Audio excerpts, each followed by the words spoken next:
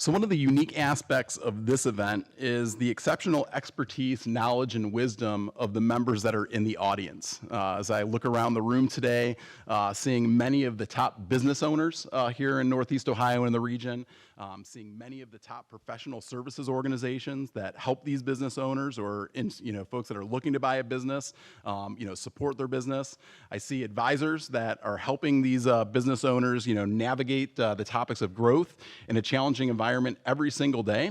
And as a result of having so much wisdom in the room, we have engaged the support of Jeff Bouwman to cultivate some key conversations within the room to bring the collective wisdom forward and maximize the learnings we capture at this symposium. Jeff is the co-founder and CEO of the Ames Institute. His company transforms the way business leaders approach strategy, operations, and team development, enabling companies to massively accelerate growth. Jeff and his team are called upon by companies and business leaders around the world for their forward-thinking approach, including several companies right here in Cleveland. Today, you're going to experience a small sample of the Ames approach. It is used to create highly connected, collaborative, and engaging experiences with teams of 5 to 500. As you do, you can imagine what it would look like if every conversation you had with your team was as energizing as the ones we hope you experience today. So if we could please welcome Jeff Bouwman.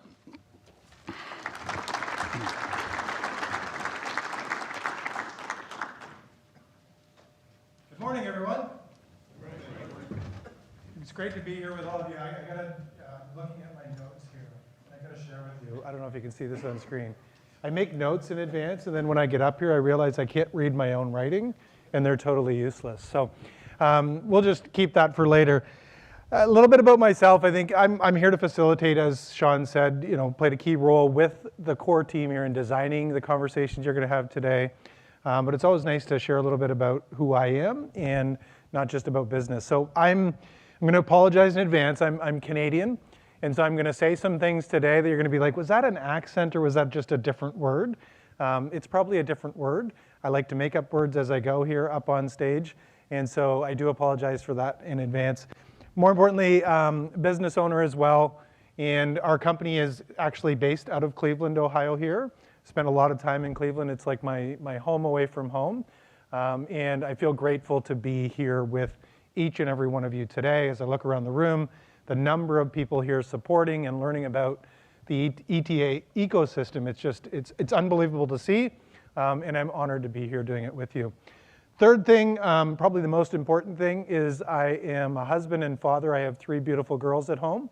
And so if you figure that out, I've got 3 girls and my wife, and so I'm a male in a female-dominated house. We went out and got a female cat, and then we got a female dog. And so I'm like, wow, there's a lot of females in this house. And so my wife, I'm gonna jump down here. My wife thought, I feel sorry for you, so we're gonna go get a male cat. So we got a male cat, and I realized after it was just a trick so that we could get another pet.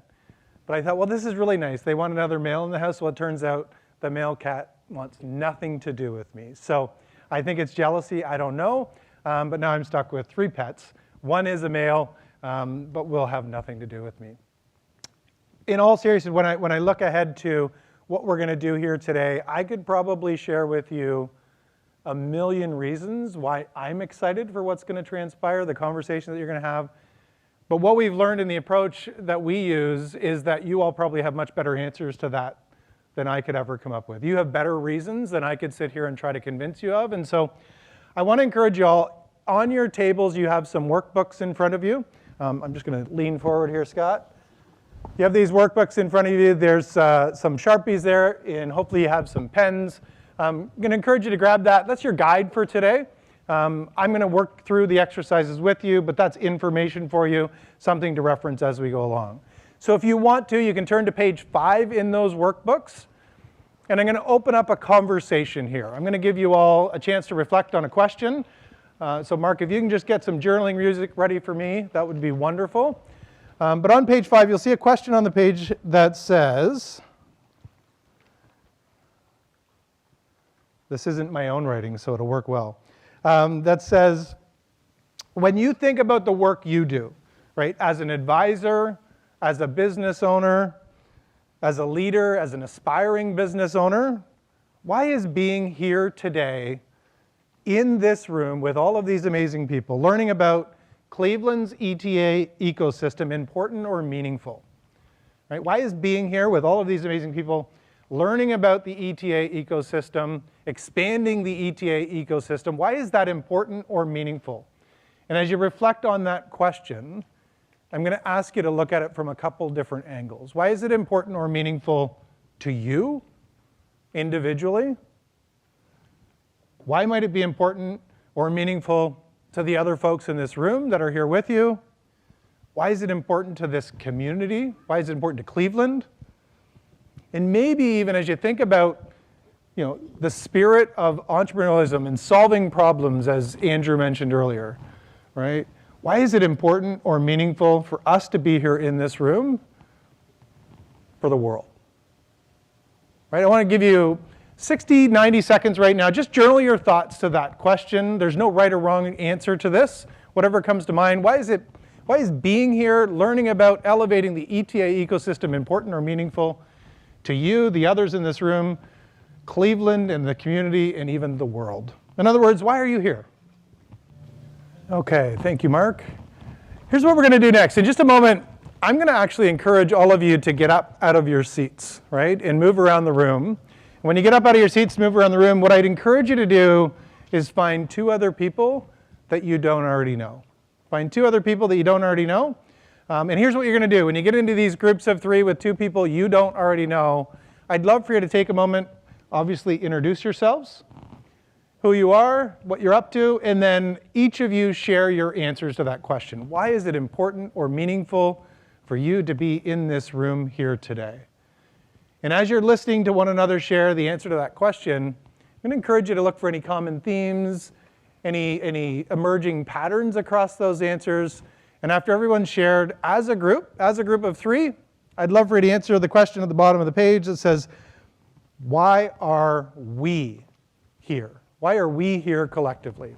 What is it we're up to? All right? We're going to do this really quickly, so when you get up out of your seats, you find two other people you don't know, we're going to give you 10 minutes, right? So quickly get in, introduce yourself, share your answers to the question, and then as a group, come up with the answer to why are we here?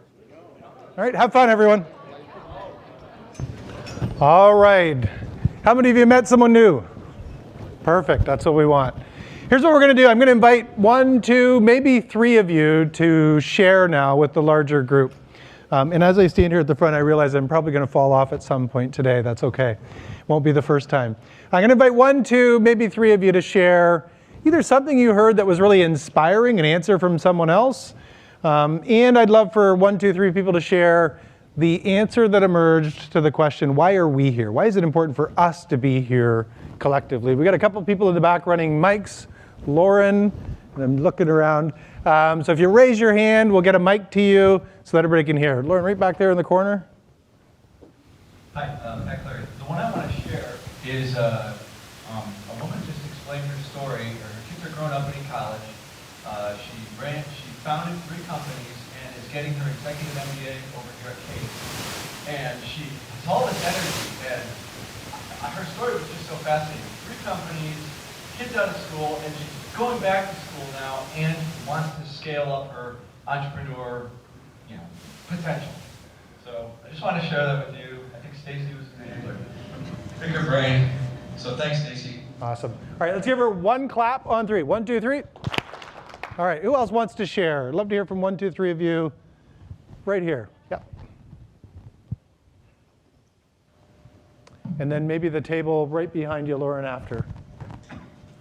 So Jeff Wenham, we ended up very lucky in that our group had 6 people in it, as people just kept coming to it. But everyone had slightly different takes, but it all came down to the same idea of everyone was here because they wanted to learn from others and they wanted to share their experience with others. And a forum based solely on how do we grow the business community within Cleveland was appealing to everyone in our group. And there was just a sense of, I'm going to get a lot from this, but there's a lot I can give back as well. So Love it. Awesome. 1, 2, 3. I'll share a quick story here. It reminds me, I was on the drive up last night. It's about a 5-hour drive. And one of my students, so I teach locally at Western University up in Canada, and one of my students had reached out and said, can I pick your brain for a few minutes? I said, I have 5 hours. And so he called me on the ride up here. And what I realized and what I shared with him was essentially the point that you just made, right? Was that I wish I had known much earlier, right? It was probably 8 years ago that when you raise your hand and you ask for help as an entrepreneur, there's so many people that are willing to raise, put their hand out, extend it, and help you.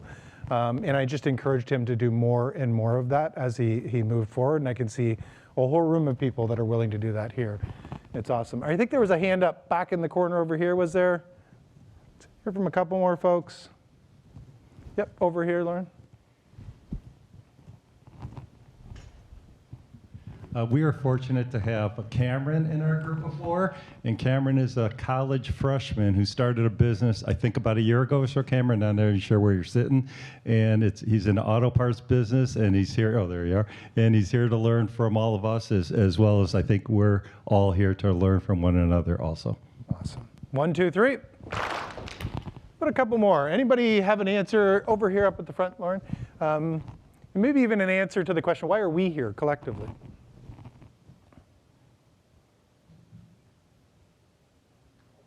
Judges, we've heard the learn and the grow, but from that we took it to synergize, through awareness of what's going on.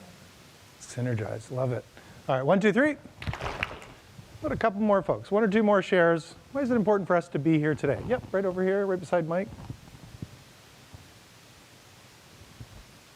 I had the privilege of speaking with Nick and Spencer over here. And one of the things we talked about is Cleveland being a driver of business for the world. And I know Spencer shared, one of the things he wants to do is help businesses think big. And everyone in the room being a piece of that. Beautiful. 1, 2, 3. So as you reflect, right, you hear some of the common themes: to learn and grow, to help. Right, to lend that support to someone who might need it. Sometimes we're the person helping someone up the mountain. Sometimes we're being pulled up, but it's all in the spirit of this hope and this desire for business and out of Cleveland to do good for the world. Right, all of those answers you just shared, like I said, and I had a good suspicion you would come up with much better answers than I ever could standing up here at the front. In just a moment, I'm going to turn it over to Kevin Shaw, who's going to share a little bit about the history of Promise Partners with all of you. I'm interested. I was almost quizzing him on the questions before, but I'm like, I'll give you a chance to share with the group and I can ask questions after. He's going to share. I just want to give you an idea of what you can expect today. There's an agenda in the workbook. If you wanted to refer to it, it is on page, I think it's page 3. And just a note, I was asked to share with you that at that bottom graph, there is a typo, and there it says larger investor acquisition market, 122,000 firms. It's actually 112,000 firms. I think they wanted me to share it because I'm a recovering CPA. That's actually what I am by trade. I don't do that work anymore, but I still have a knack for numbers from time to time, so I think that's why I was meant to share that with you. But here's where we're at in the agenda, right? We have heard the welcome message from Sean and from Andrew. We did a connecting to purpose exercise. Why are we here? Why is it important to be here? What is it we're hoping to accomplish today? As I mentioned, Kevin's going to come up here in just a second to share an overview of Promise Partners, a little bit about the history. And then I'm super excited to be able to witness a panel, a special panel that we have for you today. Simon Peck is going to facilitate that panel, moderate that panel for each and every one of you before we head to a break. After break, we're going to tap into the wisdom we have in this room. We're going to share ideas. We're going to come up with and solve maybe some of the biggest problems. No, I'm just kidding. We're going to have some great dialogue around how we can diversify and amplify this amazing ecosystem that's already in place. It's much better to have you coming up with those ideas than a select few people in a room. And then we'll close it out in terms of what are some of the opportunities, how can you learn more, what are the next steps before we have a lunch, and Sean closes some things out for us. So at lunchtime, we're going to encourage you to go out, grab your food, and come back in. You can eat while we do those closing ceremonies to wrap up the day.